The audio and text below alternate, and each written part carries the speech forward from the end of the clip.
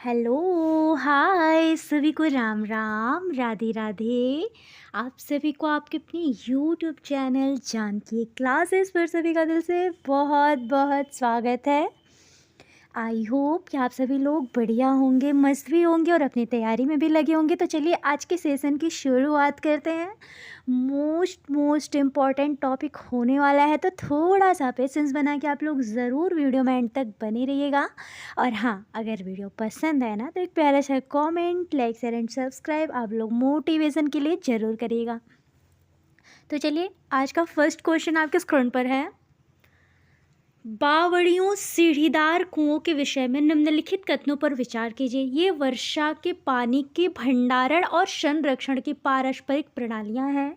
इनका प्रयोग सामुदायिक संसाधनों के रूप में किया जाता था। बावड़ियों में सीढ़ियां जमीन के नीचे कई मंजिल तक जाती हैं, परंतु लोगों को घिरनियों द्वारा कुएं से पानी खींचने की अनुमति नहीं थी।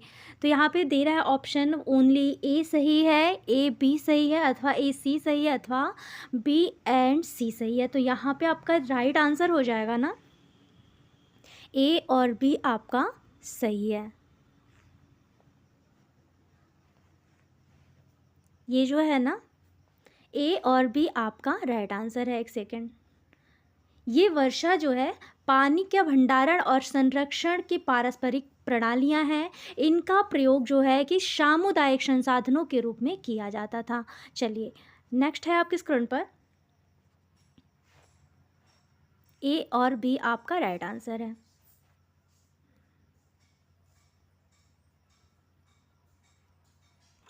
आपका व्याख्या दे रहा है कि बावड़ियों का निर्माण हो जो है कि राजस्थान जैसे वर्षा के क्षेत्रों में वर्षा की कमी वाले राज्यों में किया जाता था। प्राचीन काल में यात्रियों को पानी उपलब्ध कराने के लिए इन बावड़ियों का निर्माण किया जाता था। बावड़ियां वर्षा के पानी का भंडारण और संरक्षण की पारंपरिक प्रणालियां हैं तथा इनका प्रयोग सामुदायिक संसाधनों के रूप में किया जाता था। अतः कथन आपका ओनली बी सही होगा। चलिए अब नेक्स्ट क्वेश्चन है आपके स्क्रीन पर कि बिना बीजों के उगने वाले पौधे कौन कौन से हैं। आपका एप्पल है, सेब, फर्न, पाइनस अथवा प्रून्स। तो आपका राइट आंसर हो जाएगा, आपका राइट आंसर हो जाएगा फर्न। चलिए नेक्स्ट है आपके स्क्रीन पर, फर्न ऐसे पौधे होते हैं जिनमें फूल या फल बीज नहीं होते हैं। इनमें जड़, तना और पत्तियां होती हैं। फर्न मांस आदि बीज रहित संवहनी पौधे होते हैं जो आपके बीजाणुओं के साथ प्रजनन करते हैं और नम वातावरण में रहते हैं। चलिए नेक्स्ट है आपके स्क्रीन पर, भारत में हमारी करीबी 22 संवैधानिक रूप से मान्यता प्राप्त भाषाएं हैं। भारत के अनेक राज्यों में अपनी आधिकारिक भाषाएं हैं। संथाली कुडुक भाषा बोली जाती हैं। डॉट डॉट डॉट में किसमें बोली जाती हैं जो आपका कुडुक है और संथाली। तो ऑप्शन दे रहा है आप लोगों को झारखंड, असम, मणिपुर अथवा उड़ीसा। तो आपका राइट आंसर हो जाएगा झारखंड। चलिए नेक्स्ट है आपके स्क्रीन पर, देखिए भारत में करीब आपकी 22 संवैधानिक रूप से मान्यता प्राप्त भाषाएं हैं। भारत के अनेक राज्यों में अपनी आधिकारिक भाषाएं हैं। संथाली ऑस्ट्रो ऑस्ट्रीक परिवार की एक शाखा से जुड़ी भाषा है। इसमें लगभग आपके 60 लाख लोग भारत, बांग्लादेश, नेपाल और भूटान में बोलते हैं। भारत में ज़्यादातर संथाली भाषा का प्रयोग झारखंड, बिहार, उड़ीसा और पश्चिम बंगाल के राज्यों में होता है। कुडुक किसान आदिवासी लोगों की जनजातीय आबादी में बोली जाने वाली भाषा है। यह जनजाति झारखंड, मध्य प्रदेश, छत्तीसगढ़, ओडिशा, पश्चिम बंगाल में स्थित है। अतः हम यह कह सकते हैं कि संथाली और कुडुक भाषा मुख्य रूप से झारखंड राज्य में बोली जाती है। नेक्स्ट पर कि झूम खेती, नेक्स्ट है क्या आपके स्क्रीन पर कि झूम खेती है आपका जैविक खेती, काटो और जलाओ खेती अथवा रासायनिक पीड़कनाशियों का सीमित उपयोग अथवा फसल चक्रण। यहाँ पे ऑप्शन दे रहा है आप लोगों को जैविक, काटो और जलाओ, आपका रासायनिक पीड़कनाशियों का सीमित उपयोग अथवा फसल चक्रण। तो अगर आपसे झूम खेती पूछेगा ना तो आपका राइट आंसर हो जाएगा यहाँ पे काटो और जलाओ।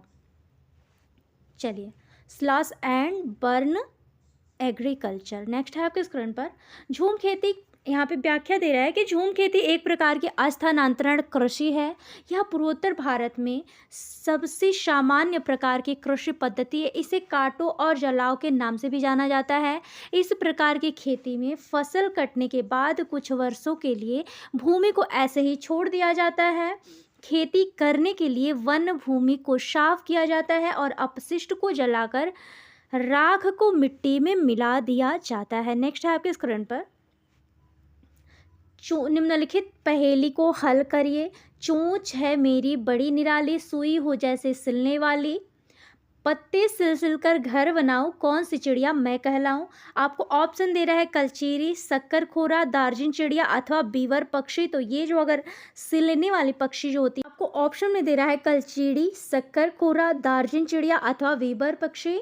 आपका बीवर वर्ड, तो यहाँ पे आपका राइट आंसर हो जाएगा दार्जिन चिड़िया। दार्जिन चिड़िया क्या होती है, जो सिलने वाली एक चिड़िया कहलाती है, जो अपने घोंसले को पत्ता को सिल सिल कर बनाती है, तो वो हो जाएगी आपकी दार्जिन चिड़िया। चलिए नेक्स्ट है, इस पहेली का सही उत्तर हो जाएगा आपका दार्जिन चिड़िया, क्योंकि यह अपना घोंसला विशेष प्रकार के पत्तों को छिलकर बनाती है तथा इसकी चोंच पतली, लंबी और घुमावदार होती है, जिनकी वजह से यह अपना घोंसला बनाती है। भारत के टेलर बर्ड दार्जिन चिड़िया अपने घोंसले के लिए पर्श के आकार के कंटेनरों में पत्तियों को एक साथ सिलती है। चलिए अब नेक्स्ट क्वेश्चन है आपके स्क्रीन पर,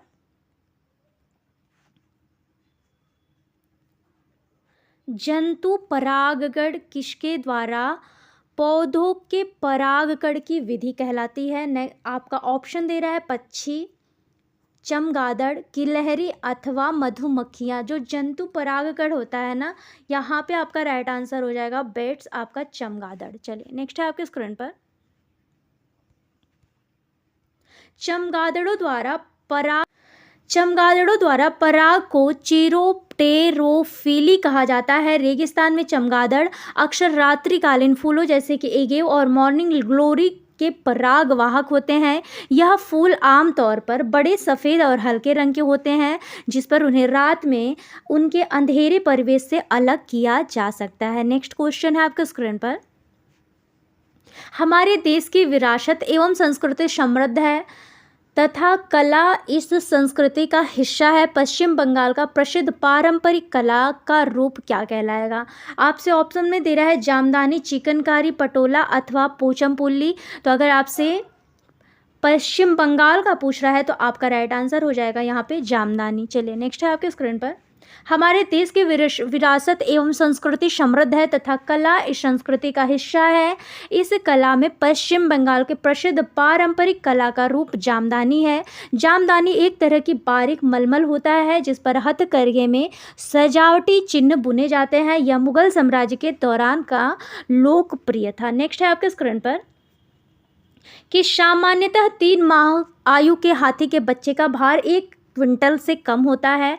हाथी अत्यधिक आराम नहीं कर पाते हैं, वे एक दिन में केवल 2 से 4 घंटे सोते हैं। हाथियों के झुंड में मुख्यतः हथिनियाँ और बच्चे ही रहते हैं और सबसे बुजुर्ग हथिनी ही पूरे झुंड की नेता होती है। किसी झुंड में 20 से 25 हथिनियाँ और बच्चे होते हैं और नर हाथी 8 से 10 वर्ष की आयु होने तक झुंड में रहते हैं। इसमें से कथन कौन सा सही है। ऑप्शन दे रहा है आप लोगों को, ए बी सही है, ए बी सी सही है, अथवा बी सी डी सही है, अथवा ए एंड डी सही है, अथवा बी सी सही है। तो यहाँ पे ऑप्शन में दे रहा है आप लोगों को कि सामान्यतः 3 माह कि हाथी के बच्चा का भार जो होता है 1 क्विंटल से कम होता है। तो ये बात गलत है, आपके 1 क्विंटल नहीं होता है। आपका सिर्फ 1 क्विंटल नहीं, जो बच्चे का हाथी के भार का बच्चे का भार जो होता है ना, वो आपके 200 ग्राम होता है। कितना होता है, तो 200 ग्राम होता है। और हाथी अत्यधिक आराम नहीं करती है, एक दिन में केवल 2 से 4 घंटे सोती है, तो ये बात तो सही है। आपका फर्स्ट ऑप्शन गलत है, आपका ये ऑप्शन सही है। फिर बोल रहे हैं कि हाथियों के झुंड में मुख्यतः हथनियाँ और बच्चे ही रहते हैं और सबसे बुजुर्ग हथनी ही पूरे झुंड की नेता होती है, तो ये बात भी आपका सही है। और ऑप्शन में दे रहा है कि किसी झुंड में 20 से 25 हथनियाँ और बच्चे होते हैं। नर हाथी 8 से 10 वर्ष की आयु होने तक ही झुंड में रहते हैं, ये बात गलत है, इसलिए आपका राइट आंसर सिर्फ आपका बी और सी हो जाएगा। चलिए नेक्स्ट है आपके स्क्रीन पर, आपका बी और सी सही हो जाएगा। हाथी तथा उसके झुंड मातृसत्ता का पालन करते हैं, अर्थात सबसे बुजुर्ग मादा हाथी झुंड की मुखिया बन जाती है। सामान्यतः 3 माह के हाथी का वजन करीब 200 किलोग्राम होता है। हाथी अत्यधिक आराम नहीं करती, वे एक दिन में केवल 2 से 4 घंटे सोती है। नर हाथी 14 से 15 वर्ष की आयु होने तक ही झुंड में रहते हैं, अतः विकल्प डी के अंतर्गत बी और सी उपयुक्त उत्तर होगा। चलिए नेक्स्ट है आपके स्क्रीन पर, 3 परंपरागत जल संरक्षण की पद्धतियां नीचे दी गई हुई हैं, सही विकल्प का चयन कीजिए। जहां आप उन्हें देख सकते हैं, जोहार, बावड़ी और झील। उदयपुर, प्रयागराज, जोधपुर, जयपुर, नालंदा, बीकानेर, अथवा प्रयागराज, नैनीताल, उदयपुर, जैसलमेर, अथवा जोधपुर, जैसलमेर, बीकानेर। तो यहाँ पे आपका राइट आंसर हो जाएगा, ऑप्शन में आप लोगों से दे रहा है जोहार, बावड़ी और झील कहाँ पर है, तो जैसलमेर, बीकानेर और उदयपुर, यहाँ पे आपका राइट आंसर हो जाएगा। चलिए नेक्स्ट है आपके स्क्रीन पर, 3 परंपरागत जल संरक्षण की पद्धतियां जोहार,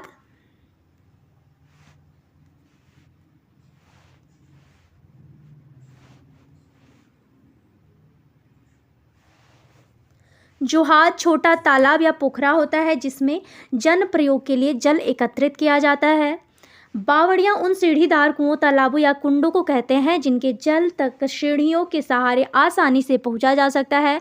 तथा झीलें भूपटल के वे आंतरिक जलाशय हैं जो विभिन्न आकार की, विस्तार एवं गहराई की चट्टानी बेसिन में बन जाती हैं। नेक्स्ट है आपके स्क्रीन पर, नीरज चोपड़ा एक चैंपियन ओलंपियन हैं, वे कौन सा खेल खेलते हैं? आपके जैवलिन थ्रो, भाला फेंक, शॉट पुट थ्रो, अथवा तीरंदाजी, अथवा ट्रिपल जंप। तो यहाँ पे आपका राइट आंसर हो जाएगा भाला फेंक, जैवलिन थ्रो। चलिए नेक्स्ट है आपके स्क्रीन पर, नीरज चोपड़ा ने टोक्यो ओलंपिक 2020 में जैवलिन थ्रो, भाला फेंक में स्वर्ण पदक जीतकर इतिहास रचा था। उनका सर्वश्रेष्ठ 87.58 मीटर था जिसने उन्हें स्वर्ण पदक दिलाया था। नीरज चोपड़ा को वर्ष 2018 में अर्जुन अवार्ड से भी सम्मानित किया गया था। नेक्स्ट है आपके स्क्रीन पर, घटपर्णी निपेंथिस पौधा चूहों, मेंढकों और कीड़ों मकोड़ों को फंसाकर उन्हें खा जाता है। हमारे देश में यह पौधा कहाँ पाया जाता है? आपके मेघालय, नागालैंड, मिजोरम अथवा अरुणाचल प्रदेश। तो ये हो जाएगा मेघालय। क्या हो जाएगा? तो मेघालय। चलिए नेक्स्ट है आपके स्क्रीन पर, घटपर्णी निपेंथिस पौधा जो होता है मांसाहारी पौधा होता है जिनमें विशेष प्रकार की पत्तियां होती हैं जिन्हें फीटीपॉल ट्रैप के रूप में जाना जाता है। ये पौधे चूहे, मेंढक और कीड़े मकोड़ों को फंसाकर उन्हें खा जाते हैं। हमारे देश में यह पौधा जो है आपके मेघालय में पाया जाता है। रवि की रोग विषयक पैथोलॉजी रिपोर्ट के अनुसार उसकी हीमोग्लोबिन का स्तर आपके 12 ग्राम डेसीलीटर है। इसका अर्थ है कि रवि रक्तहीनता से ग्रस्त है, रक्तहीनता से ग्रस्त नहीं है। सामान्य हीमोग्लोबिन स्तर है अथवा लाल रक्त कोशिकाओं की गणना सामान्य है। तो यहाँ पे आपका राइट आंसर होगा, यहाँ पे रक्तहीनता जो है से ग्रस्त है। तो नहीं, ये पूछ रहा है कि रवि के रोग विषयक पैथोलॉजी रिपोर्ट के अनुसार उसे हीमोग्लोबिन का स्तर जो है 12 ग्राम डेसीलीटर है, तो रक्तहीनता से ग्रस्त नहीं है, सामान्य हीमोग्लोबिन स्तर है। तो यहाँ पे आपका राइट आंसर हो जाएगा बी और सी सही है। चलिए नेक्स्ट है आपके स्क्रीन पर, केवल बी और सी आपका राइट आंसर है। चलिए नेक्स्ट है आपके स्क्रीन पर कि रवि अच्छा, आपका व्याख्या दे रहा है कि रवि की रोग विषयक पैथोलॉजी रिपोर्ट के अनुसार उसके हीमोग्लोबिन का स्तर 12 ग्राम डेसीलीटर है। इसका अर्थ है कि रवि रक्तहीनता से ग्रसित नहीं है तथा उसका सामान्य हीमोग्लोबिन स्तर है। शरीर में 12 ग्राम डेसीलीटर से कम हीमोग्लोबिन का होना खतरे का लक्षण होता है। हीमोग्लोबिन की कमी की वजह से एनीमिया होने का खतरा होता है। नेक्स्ट है आपके स्क्रीन पर कि निम्नलिखित में से कौन सा जोड़ा सही नहीं है। सानिया मिर्जा आपकी table tennis, Saina Nehwal badminton, कौन सा जोड़ा आपका सही है इसमें पूछ रहा है। तो पीटी उषा वेटलिफ्टिंग अथवा कर्णम मल्लेश्वरी आपका एथलेटिक। तो यहाँ पे आपका जो मैच कर रहा है तो साइना नेहवाल जो है आपकी बैडमिंटन की खिलाड़ी हैं, आपकी सानिया मिर्जा टेबल टेनिस की खिलाड़ी नहीं है। आपकी सानिया मिर्जा टेनिस की खिलाड़ी हैं, क्या है तो टेनिस की खिलाड़ी हैं, ये हो जाएंगी टेनिस की खिलाड़ी हैं आपकी। और आपकी पीटी उषा जो है ना ये धाविका है, क्या है ये धाविका है। और आपकी जो कर्णम मल्लेश्वरी हैं आपकी भारोत्तोलक हैं, क्या है तो भारोत्तोलक हैं। एक सेकेंड, ये जो एथलेटिक्स नहीं आपकी भारोत्तोलक हैं। चलिए नेक्स्ट है आपके स्क्रीन पर, आपका एक ही मैच कर रहा था जो साइना नेहवाल हैं आपके बैडमिंटन की खिलाड़ी हैं। चलिए, साइना नेहवाल ओलंपिक पदक जीतने वाली भारत की पहली बैडमिंटन खिलाड़ी हैं जिन्होंने 2012 लंदन ओलंपिक कांस्य पदक जीता था। अन्य दिए गए खिलाड़ियों में उनका नाम संबंधित खेल निम्न है। सानिया मिर्जा आपकी टेबल टेनिस की खिलाड़ी हैं, पीटी उषा आपकी धाविका एथलेटिक्स हैं और कर्णम मल्लेश्वरी जो हैं आपकी भारोत्तोलक हैं। चलिए नेक्स्ट है आपके स्क्रीन पर, पृथ्वी गोल है और वह सूर्य की परिक्रमा करती है अतः जब भारत के मध्याह्न दोपहर होता है तब नीचे दिए गए किस देश के मध्य रात्रि होती है। आपको ऑप्शन में दे रहा है अल्जीरिया, अलास्का, यूएसए अथवा अर्जेंटीना अथवा कनाडा। तो यहाँ पे मध्य रात्रि आपके अर्जेंटीना में होता है। जब आपकी पृथ्वी जो है भारत के मध्याह्न दोपहर में होता है तो आपके अर्जेंटीना में मध्य रात्रि होती है। आपका राइट आंसर थर्ड हो जाएगा। चलिए नेक्स्ट है आपके स्क्रीन पर, पृथ्वी गोल है और वह सूर्य की परिक्रमा करती है। जब भारत में मध्याह्न दोपहर होता है तब अर्जेंटीना देश में मध्य रात्रि होती है। पृथ्वी के जिस भाग पर सूर्य का प्रकाश आता है वहाँ दिन और शेष छायांकित भाग में रात्रि होती है। भूमध्य रेखा पृथ्वी की 2 गोलार्धों में विभाजित करती है। अर्जेंटीना देश भूमध्य रेखा की एक तरफ से दक्षिण अमेरिका और दक्षिण हिस्से में एक देश है जो दक्षिणी गोलार्ध में स्थित है, जबकि भारत एशियाई उपमहाद्वीप में भूमध्य रेखा के उत्तरी गोलार्ध में स्थित है। इसकी स्थिति के कारण इनके समय में अंतर पाया जाता है। नेक्स्ट है आपके स्क्रीन पर कि प्राचीन इमारतों में दीवार का एक हिस्सा गोलाकार बाहर से निकला हुआ है और वे दीवारों से भी ऊंचे होते हैं। आपको ऑप्शन में दे रहा है झरोखा, ड्रोमर, चबूतरा अथवा बुर्ज। तो यहाँ पे आपका राइट आंसर हो जाएगा, आपका राइट आंसर हो जाएगा बुर्ज। चलिए नेक्स्ट है आपके स्क्रीन पर, प्राचीन इमारतों में दीवार का एक हिस्सा गोलाकार में बाहर में निकलता है और वे दीवारों से भी ऊंचे होते हैं, उन्हें बुर्ज कहते हैं। यह इमारत से ऊपर की ओर उठा हुआ गोल या पहलदार भाग होता है जिसके बीच में बैठने आदि के लिए थोड़ा सा स्थान होता है। नेक्स्ट है आपके स्क्रीन पर, ईवीएस पाठ्य चर्चा एक विषय वस्तु आधारित उपागम का अनुगमन करती है क्योंकि thematic approach develop in a integrated and holistic understanding of topics. विषय वस्तु आधारित उपागम में विषयों की एकीकृत एवं समग्र समझ का विकास होता है। ऑप्शन में दे रहा है second, thematic approach develops a differentiated understanding of EVS topic. विषय वस्तु आधारित उपागम में से ईवीएस के विषयों के विशिष्ट समझ का विकास होता है। अथवा subject centred approach will have a thick text book. विषय केंद्रित उपागम में मोटी पाठ्यपुस्तकें होंगी। अथवा आपका thematic approach helps on teacher one teacher teach all EVS topic easily. विषय वस्तु आधारित उपागम से एक शिक्षक सभी विषयों ईवीएस के विषयों को सरलता से पढ़ा लेता है। तो यहाँ पे ऑप्शन आपका दे रहा है, कौन सा कथन आपका सही है। ऑप्शन में दे रहा है कौन सा विषय आपके विषय वस्तु आधारित अनुगमन करती है? तो यहाँ पे आपका राइट आंसर हो जाएगा विषय वस्तु आधारित उपागम। आपका विषय वस्तु आधारित उपागम से विषयों की एकीकृत एवं समझ का विकास होता है और आपका फर्स्ट ऑप्शन ही सही हो जाएगा। चलिए नेक्स्ट है आपके स्क्रीन पर। ईवीएस पाठ्यचर्या एक विषय वस्तु आधारित उपागम का अनुगमन करती है। विषय वस्तु आधारित उपागम से विषयों की एकीकृत एवं समग्र समझ का विकास होता है। यह शिक्षण अधिगम को सरल एवं समझने में सक्षम बनाता है। क्यों? क्योंकि यह विषयगत दृष्टिकोण छात्र को उनके लिए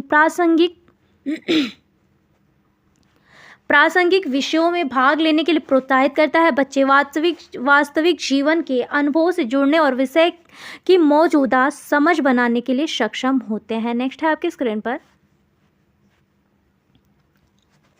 निम्नलिखित में से कौन से पद पर्यावरण अध्ययन की प्रकृति का वर्णन करते हैं? ऑप्शन में दे रहा है बहु अनुनासिक, सम्मिलित, एकीकृत अथवा एकल। यहाँ पे ऑप्शन दे रहा है आप लोगों को ए बी सी सही है, बी सी एंड डी सही, बी सी एंड डी सही है, अथवा सी डी सही है, अथवा ए एंड सी सही है। यहाँ पे तो देखिए यहाँ पे जो ऑप्शन दे रहा है आप लोगों को कि बहु अनुनासिक, तो बहु अनुनासिक भी आपका ऑप्शन जो होता है पॉजिटिव होता है, सम्मिलित भी पॉजिटिव होता है, एकीकृत भी पॉजिटिव होता है। तो यहाँ पे आपका राइट आंसर हो जाएगा ए बी एंड सी सही है। क्या हो जाएगा? आपका ए बी और सी तीनों सही हो जाएगा। चलिए नेक्स्ट है आपके स्क्रीन पर। देखिए यहाँ पे दे रहा है पर्यावरण अध्ययन बच्चों को यह समझने में मदद करती है कि चीज़ें कैसे काम करती हैं, वे कैसे उनके वातावरण में परस्पर क्रिया करती हैं।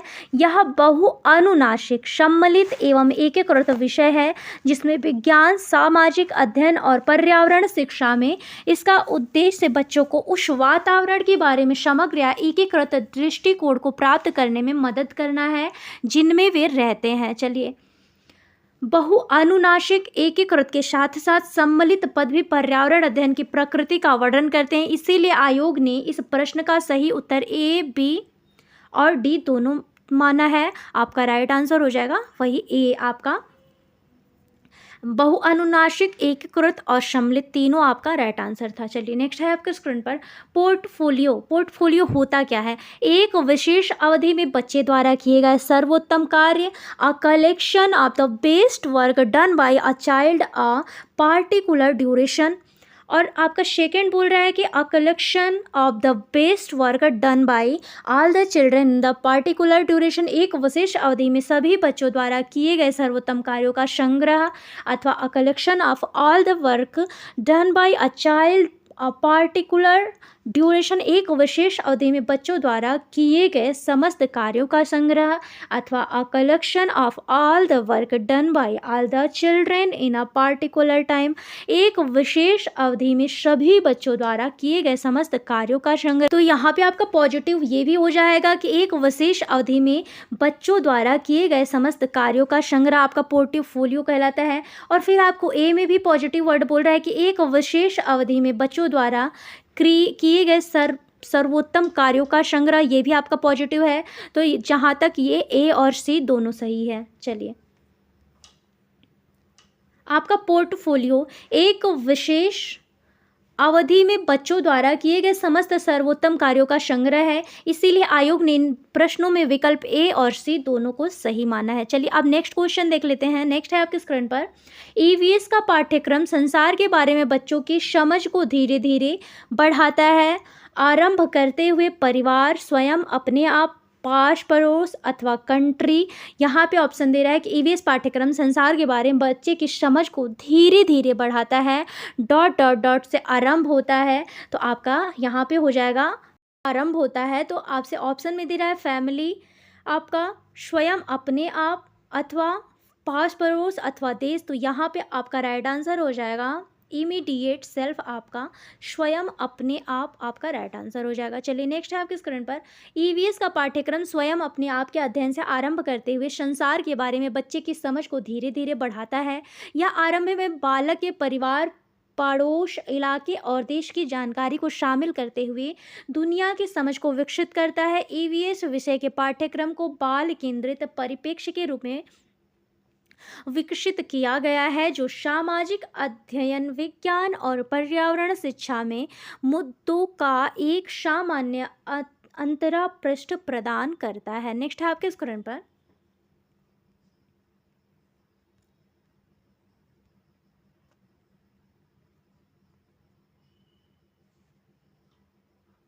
ईवीएस पाठ्यचर्या के अनुसार बच्चों से अपेक्षा की जाती है कि वे दैनिक जीवन से संबंधित विभिन्न विषयों पर अपने निकटतम परिवेश के बारे में अपने अनुभवों द्वारा जानकारी प्राप्त करें।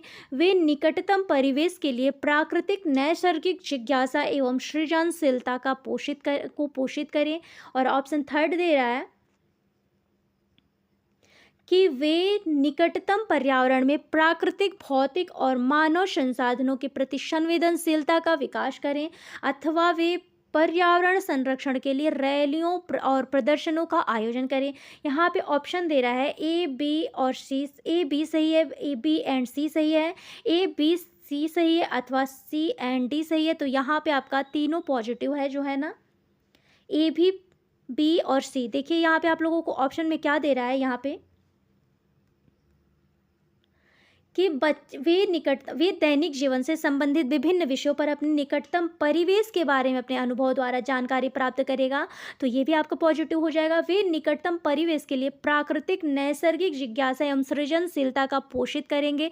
तो ये भी आपका पॉजिटिव वर्ड है। और यहाँ पे आप लोग को सी में क्या दे रहा है कि वे निकटतम पर्यावरण में प्राकृतिक, भौतिक और मानव संसाधन के प्रति संवेदनशीलता का विकास भी करेंगे। तो ये भी आपका पॉजिटिव है। लेकिन बोल रहा है कि डी बोल रहा है कि वे पर्यावरण संरक्षण के रैलियों और प्रदर्शनियों का आयोजन करेंगे। ये आपका निगेटिव है और ये आपका राइट आंसर नहीं होगा। आपका ओनली ए, बी एंड सी सही हो जाएगा।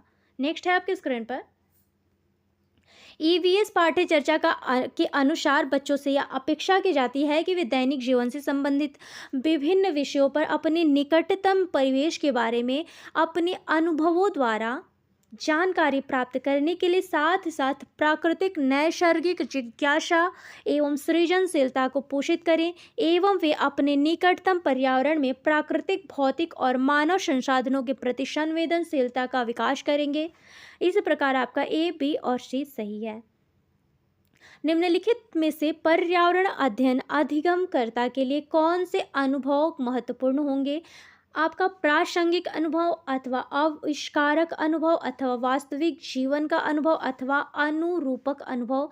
ऑप्शन में दे रहा है आप लोगों को ए, बी और सी सही है, बी, सी एंड डी सही है, सी, डी सही है, सी, डी, ए सही है, अथवा डी, ए, बी सही है। तो यहाँ पे जो दे रहा है आप लोगों को ना प्रासंगिक अनुभव, तो प्रासंगिक भी आपका पॉजिटिव वर्ड है। तो यहाँ पे जो ऑप्शन में दे रहा है ना कि आविष्कारक अनुभव, ये भी आपका पॉजिटिव है। वास्तविक जीवन अनुभव, ये भी। अनुरूपक अनुभव, ये भी आपका। और ऑप्शन में कहीं आप लोगों को ये नहीं दे रहा है कि ए, बी, सी एंड डी चारों ऑप्शन सही है, लेकिन आपके चारों ऑप्शन यहाँ पे सही है, इसलिए आयोग ने इसको इन चारों को सही माना है। आप लोग व्याख्या में देखिए, पर्यावरण अध्ययन अधिगमकर्ता के लिए प्रासंगिक अनुभव, आविष्कारक अनुभव, अनुरूपक अनुभव तथा वास्तविक जीवन अनुभव सभी को महत्वपूर्ण माना है, क्योंकि इसमें कई अवधारणाएं शामिल होती हैं और यदि सही उपागम का पालन किया जाए तो वह बालक के लिए उपयुक्त तथा प्रासंगिक भी होता है, जिसकी वजह से छात्र उसे अपने वास्तविक जीवन से संबंध करके सरलता से सीख पाते हैं। इससे छात्रों में रुचि और जिज्ञासा की जागृति होती है और वे सार्थक जानकारी को प्राप्त करते हैं। उपरोक्त प्रश्न के सभी उत्तर सही हैं, इस कारण आयोग ने इन प्रश्नों को बोनस अंक दिए हैं। चलिए अब नेक्स्ट देख लेते हैं। यहाँ पे आप लोग को 22वां नंबर दे रहा है।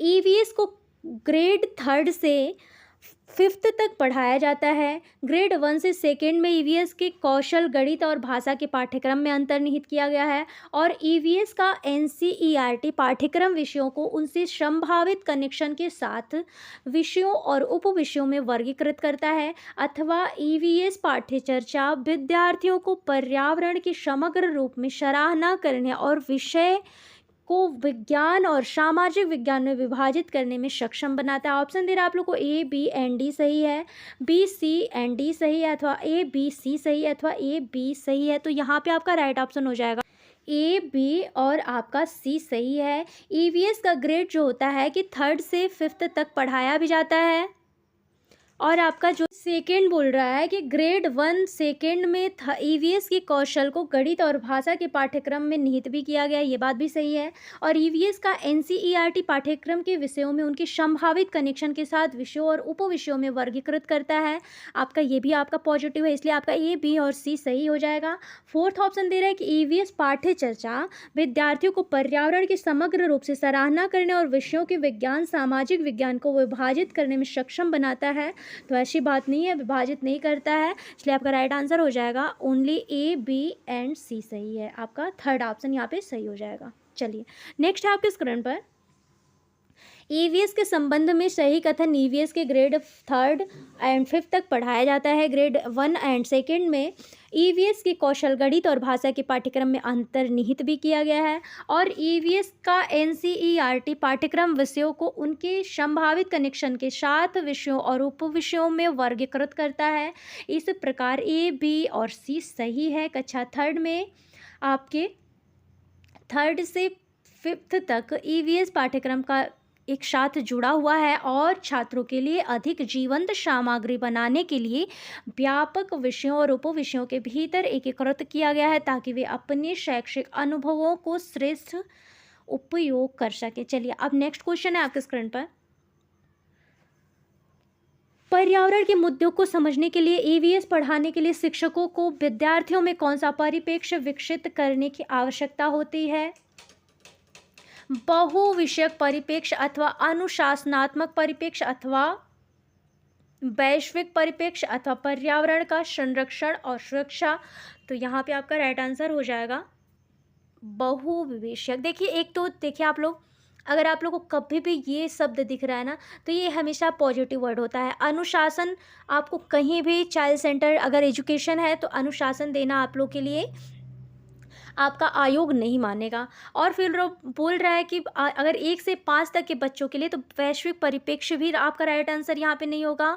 और पर्यावरण का संरक्षण और सुरक्षा बच्चे में इतनी कैपेसिटी अभी नहीं होती है कि वो पर्यावरण का संरक्षण और सुरक्षा कर सके।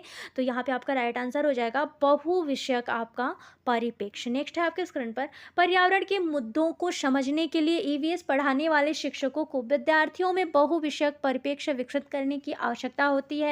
इसका उद्देश्य होता है कि बच्चे में उस माहौल के समग्र या एकीकृत परिप्रेक्ष्य को विकसित करना है जहां तक वह रहता है। इसके द्वारा बाहरी दुनिया के साथ स्कूल में शिक्षार्थियों के अनुभव को जोड़ना भी शामिल होता है। नेक्स्ट है आपके स्क्रीन पर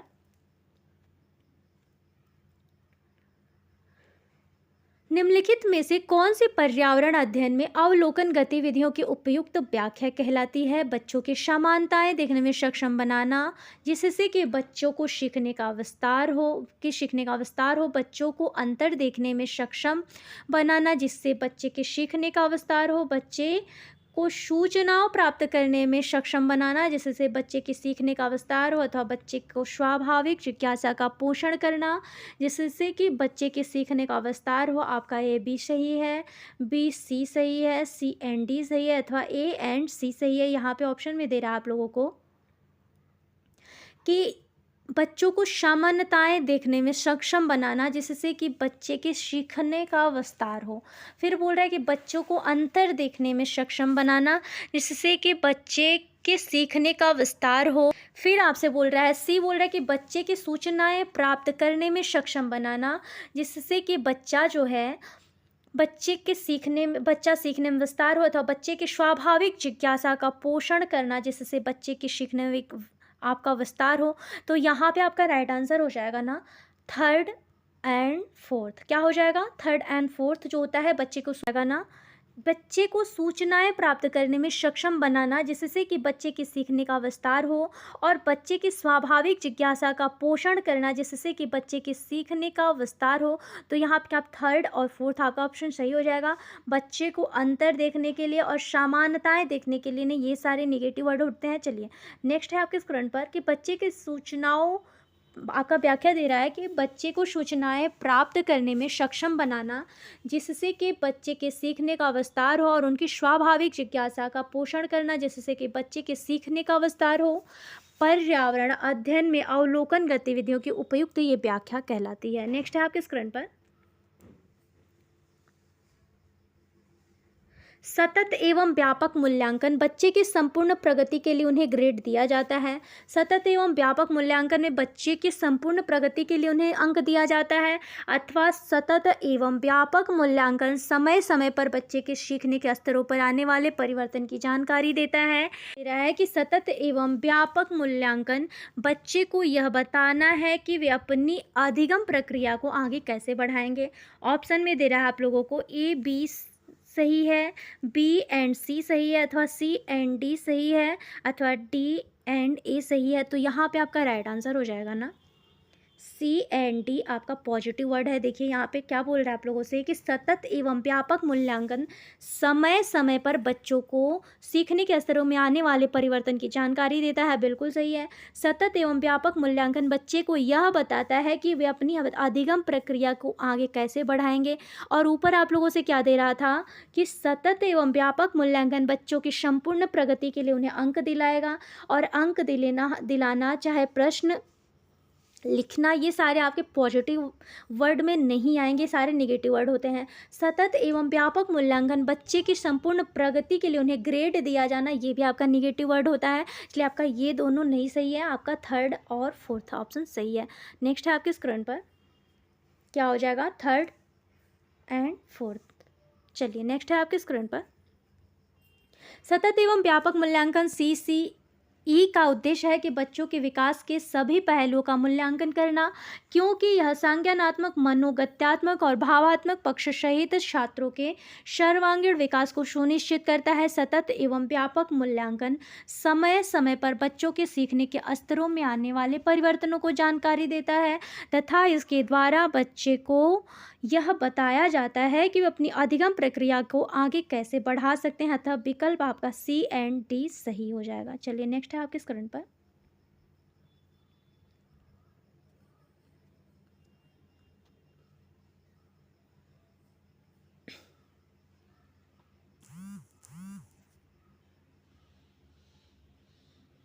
अपने विद्यार्थी में पर्यावरण संरक्षण के प्रति निम्नलिखित में से किसका विकास करना एक पर्यावरण अध्ययन शिक्षक के लिए सर्वाधिक महत्वपूर्ण होता है। नॉलेज का, अभिवृत्ति का, स्किल का, अथवा आपके अंडरस्टैंडिंग का। तो यहाँ पे आपका राइट आंसर हो जाएगा ना, आपके एटीट्यूड का। क्या हो जाएगा, अभिवृत्ति का, जो होता है अपने विद्यार्थियों को पर्यावरण संरक्षण के प्रति किसका विकास करना है कि पर्यावरण अध्ययन शिक्षा के लिए सर्वाधिक महत्वपूर्ण हो जाए।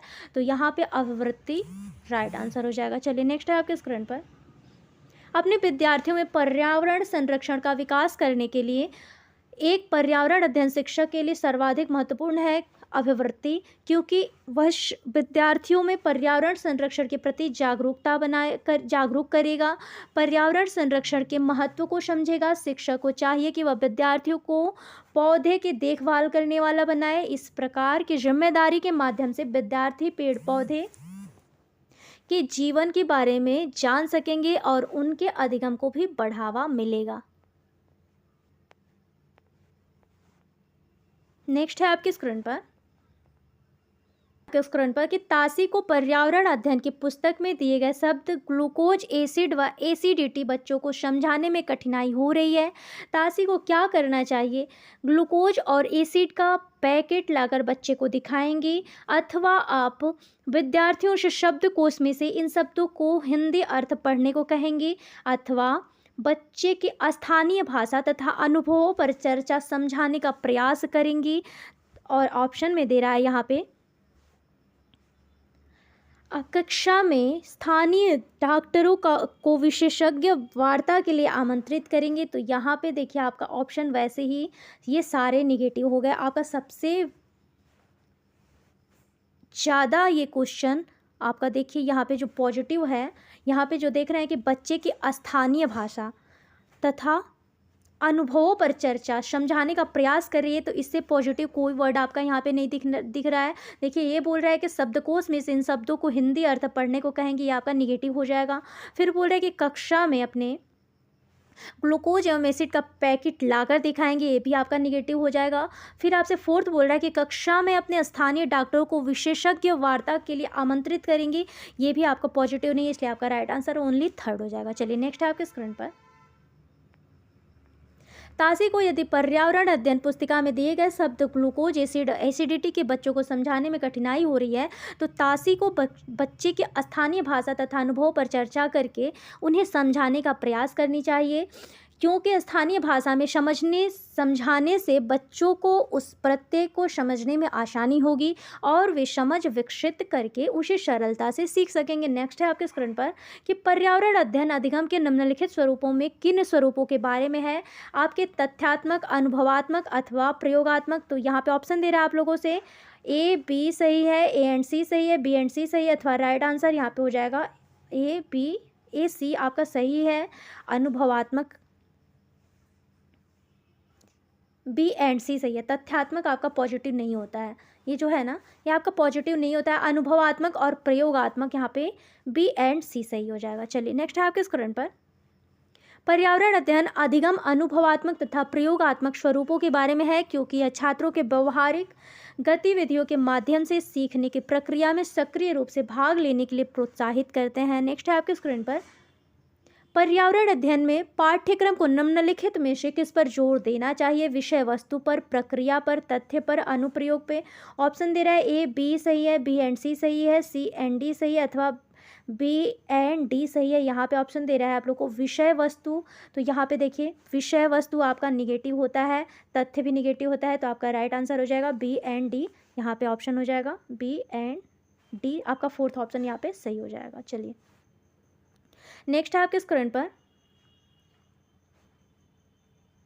पर्यावरण अध्ययन आपका व्याख्या दे रहा है कि पर्यावरण अध्ययन पाठ्यक्रम को तथ्यों तथा अनुप्रयोगों पर जोर देना चाहिए।